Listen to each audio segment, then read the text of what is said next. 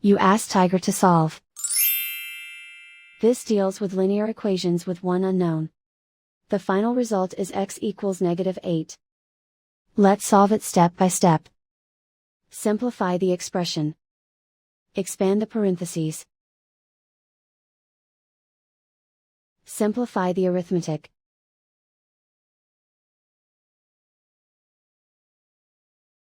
Group all x terms on the left side of the equation.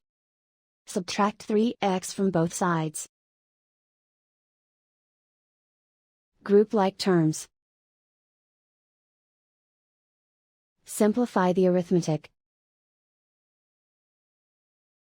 Group like terms. Simplify the arithmetic. Group all constants on the right side of the equation. Add 10 to both sides. Simplify the arithmetic.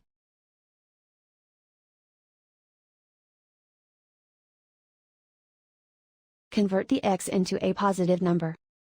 Multiply both sides by -1.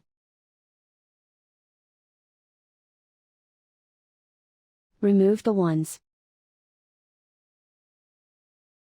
Simplify the arithmetic.